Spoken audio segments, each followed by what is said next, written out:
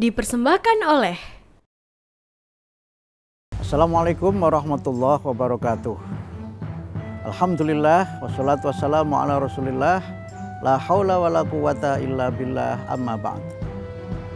Pemirsa TVmu dimanapun Anda berada, semoga semuanya dalam keadaan sehat walafiat, dalam lindungan dan rahmat Allah Subhanahu wa ta'ala. Pada episode kali ini kita akan membahas tentang pembelajaran tatap muka selama masa pandemi COVID-19. Ini memang menjadi isu aktual dan menjadi perdebatan yang sampai sekarang masih tetap hangat di kalangan masyarakat. Masalahnya ada 3 yang bisa kita lihat sekarang ini. Yang pertama, sudah 1 tahun lebih kita masih dalam masa pandemi. Dan dalam masa yang sudah lebih dari 1 tahun itu, kita melihat tanda-tanda COVID ini mulai mereda, sepertinya masih jauh dari realitas kehidupan kita. Bahkan beberapa hari sebelum acara ini diselenggarakan, angkanya sempat mencapai di atas 20.000. Ini sebuah angka yang cukup mengkhawatirkan kita sesungguhnya. Dan pandemi ini tidak hanya menimbulkan masalah kesehatan, tetapi juga menimbulkan berbagai macam masalah sosial. Selain banyak sekali saudara-saudara kita yang wafat mendahului kita, selain mereka yang sekarang ini masih dalam masa isolasi atau yang sedang menjalani pengobatan di rumah sakit, masalah sosial yang lain mulai muncul.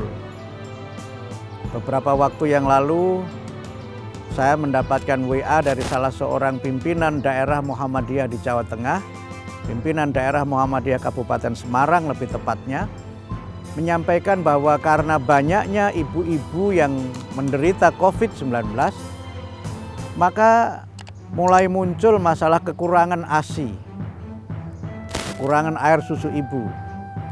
Dan ini menimbulkan masalah baru terhadap masa depan generasi kita. Karena air susu ibu itu merupakan formula yang sangat penting untuk menjamin kesehatan anak-anak kita. Tapi juga memang ini bukan sesuatu yang mudah diselesaikan, karena kalau kita kemudian membuka donor air susu ibu, harus ada penjelasannya dari sudut syariahnya, harus ada penjelasan dari sudut fikihnya. Tapi bahwa kita perlu untuk memberikan air susu ibu sebagai formula dan minuman yang sangat diperlukan untuk imunitas anak-anak kita, ini memang menjadi persoalan baru yang tidak pernah diprediksi sebelumnya. Kemudian yang kedua adalah persoalan yang berkaitan dengan kegiatan pendidikan.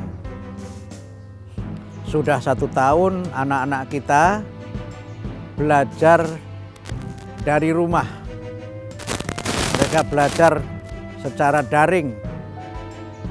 Yang memang ini juga sesuatu yang baru. Bahkan sebagian juga belum siap.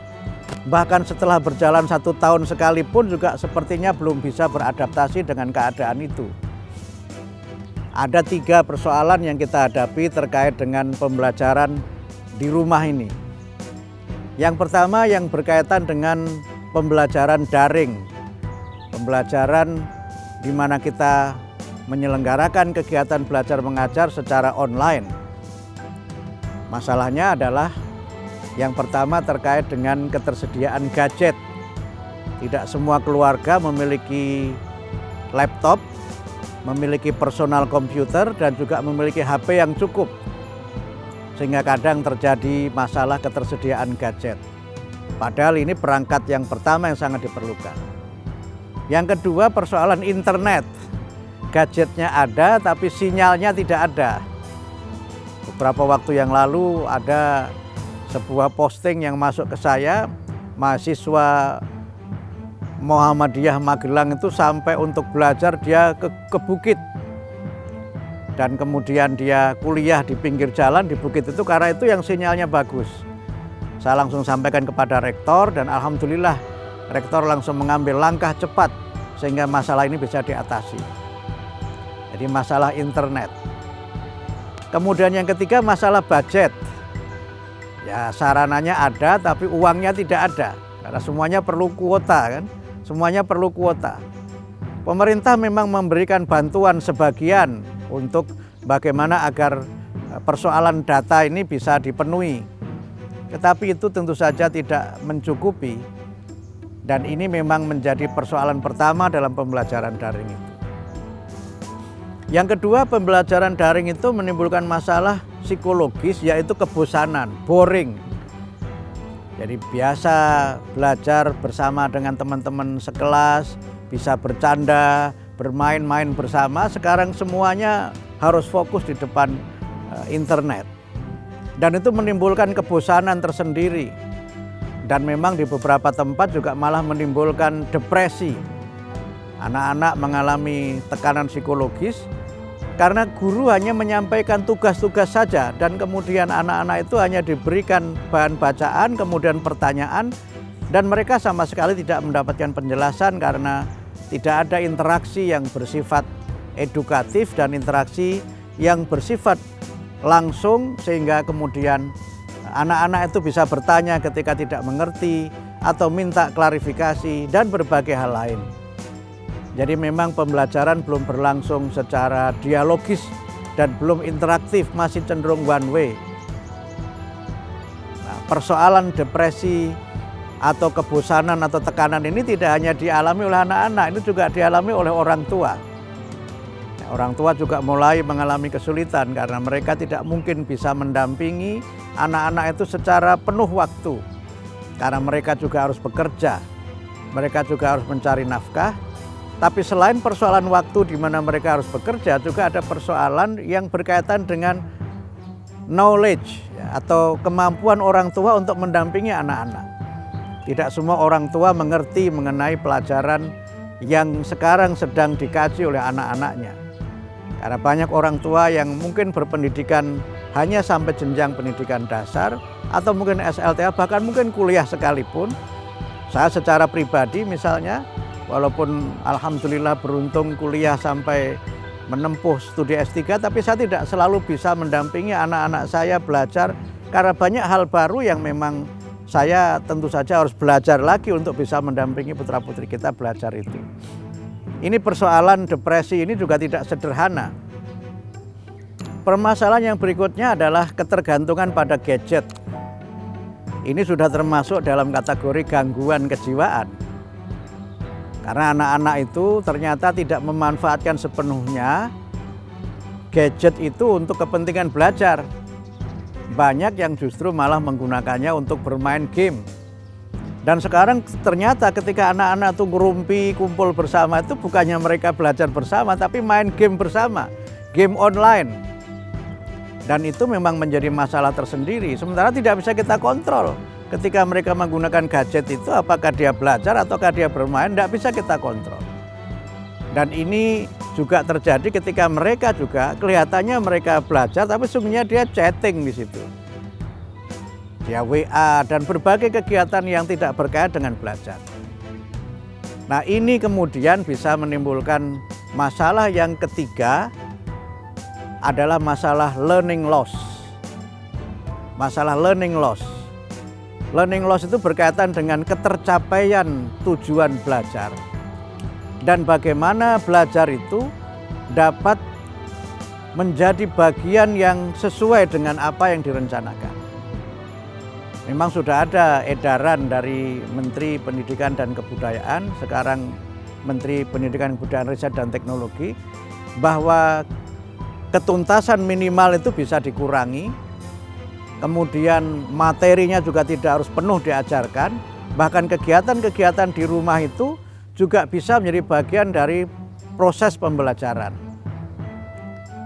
Tetapi memang ini bukan sesuatu yang mudah, karena kita harus merubah mindset kita. Sebagian dari kita ini para guru masih berpendapat yang namanya belajar itu adalah proses accumulation of knowledge. Proses di mana murid itu mempelajari pengetahuan sebanyak-banyaknya. Sehingga terus saja materi itu dijejalkan. Dan kadang-kadang itu memang menjadi persoalan. Di beberapa negara sudah ada penelitian mengenai learning loss itu. Terutama pada bidang literasi dan numerasi. Kemampuan untuk membaca, menganalisis, dan menulis. Kemudian juga numerasi, kemampuan berhitung menggunakan logika memang menjadi masalah. Dan di Indonesia saya kira masalah itu juga mungkin lebih serius lagi. Karena learning loss itu pada waktunya mungkin juga bisa menimbulkan lost generation, keterputusan generasi. Nah, bagaimana ini bisa kita atasi?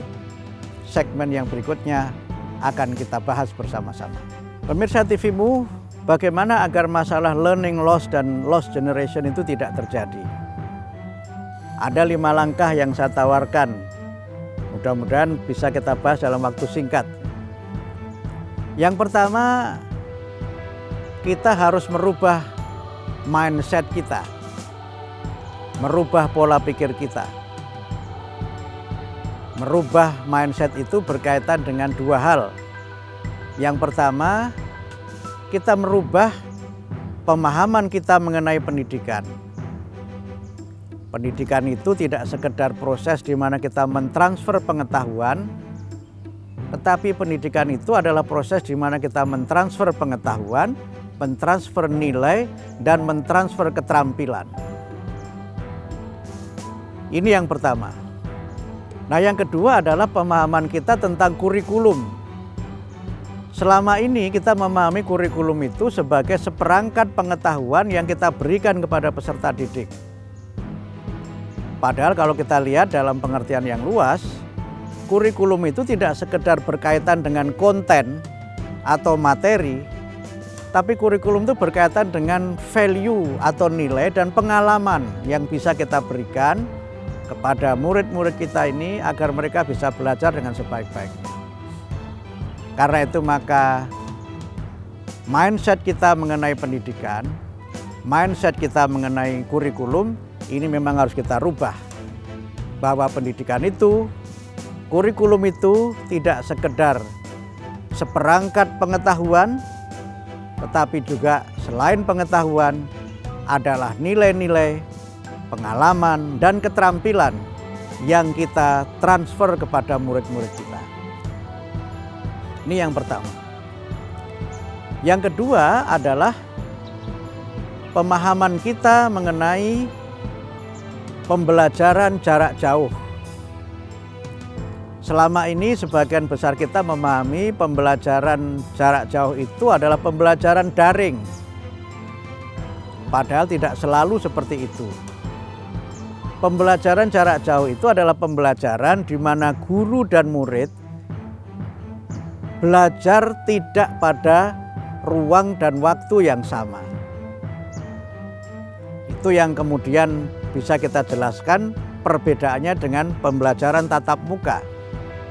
Pembelajaran tatap muka itu adalah pembelajaran di mana guru dan murid berada pada ruang yang sama dan berinteraksi secara langsung pada waktu yang sama. Pembelajaran jarak jauh itu adalah pembelajaran yang tidak hanya selalu online, tidak selalu real time, tapi bisa juga pembelajaran itu diberikan dalam bentuk-bentuk yang berbeda. Misalnya materi pelajaran itu bisa direkam, dikirimkan kepada murid kita dan kapan saja mereka bisa mengakses itu tanpa harus berinteraksi langsung dengan kita. Bisa juga kita berikan dalam bentuk modul atau bentuk-bentuk lain yang memang kita tetap bisa berinteraksi tetapi tidak pada waktu yang sama, tidak pada tempat yang sama. Sehingga pembelajaran jarak jauh itu memang menuntut berbagai macam model kreativitas.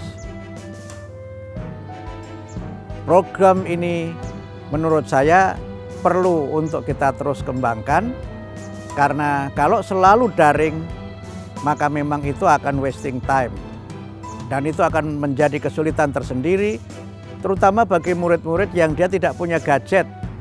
secara pribadi, tapi harus sharing atau harus berganti-ganti penggunaannya dengan murid yang lainnya atau dengan saudara-saudaranya di rumah mereka masing-masing. Karena itu memang guru harus menciptakan banyak sekali materi-materi yang bisa disampaikan kepada murid, apakah melalui email, apakah melalui WhatsApp, atau bentuk-bentuk lain yang memang murid bisa mengakses kapan saja sesuai dengan keluangan waktu mereka. Inilah yang kedua yang harus berubah. Kemudian yang ketiga adalah yang berkait dengan sumber belajar.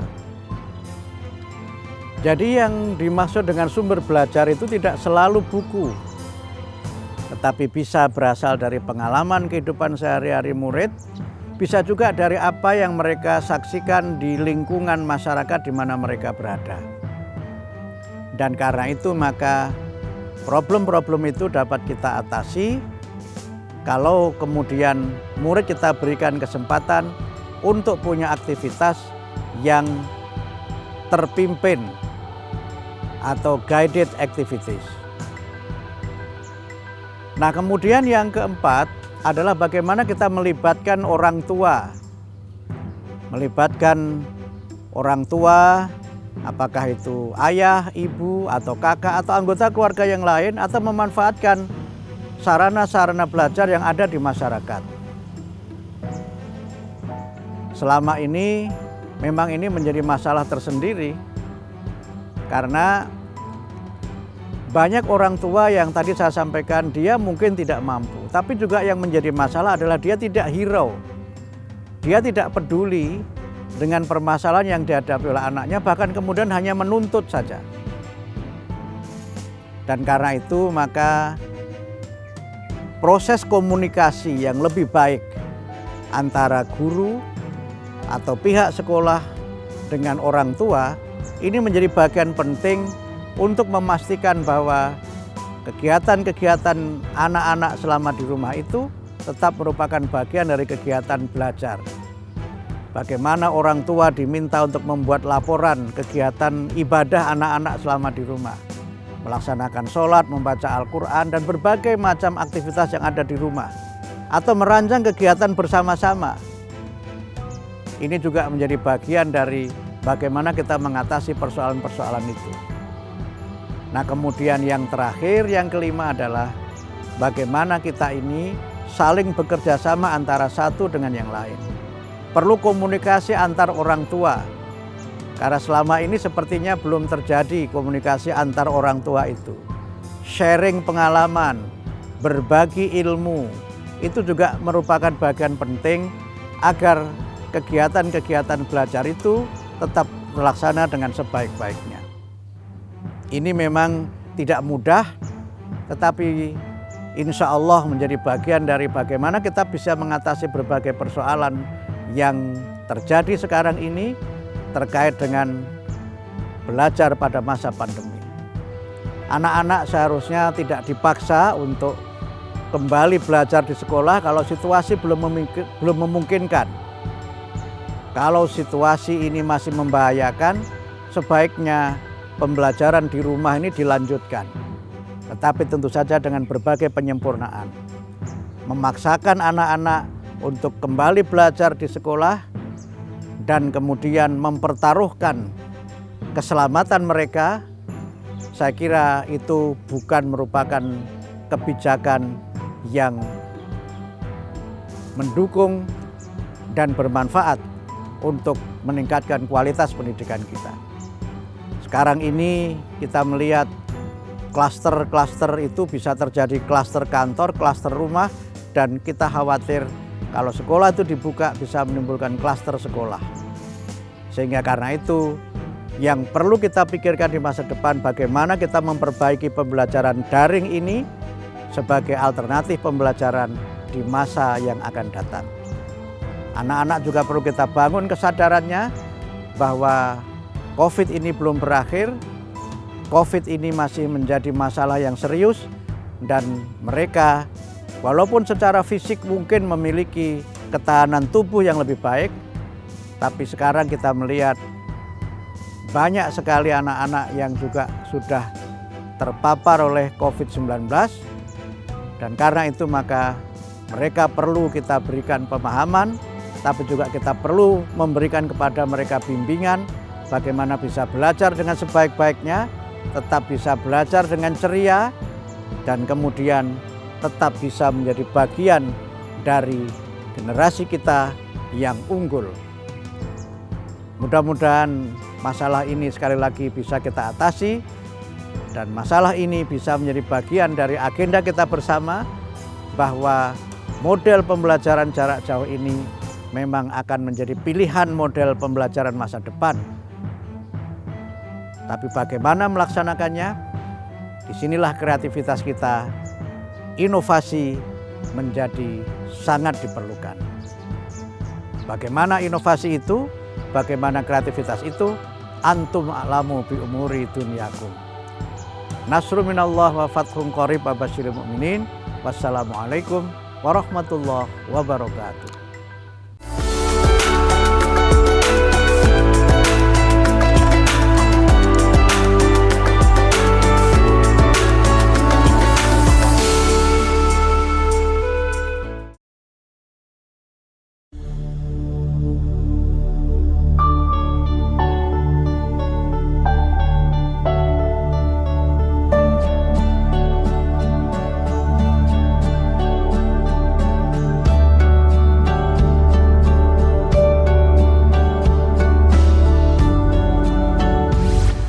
Assalamualaikum warahmatullahi wabarakatuh.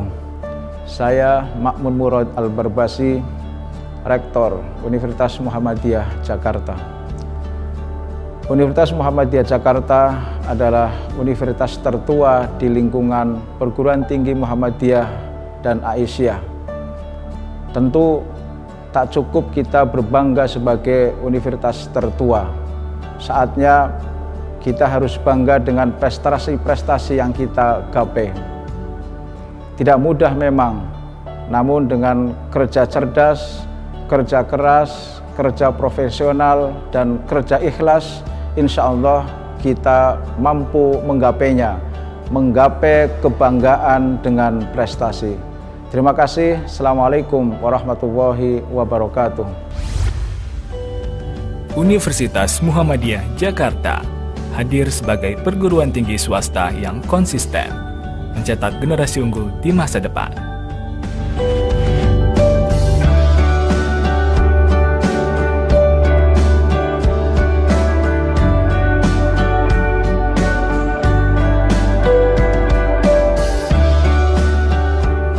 Didirikan sejak tahun 1955, Universitas Muhammadiyah Jakarta kini memiliki 10 fakultas dan 52 program studi.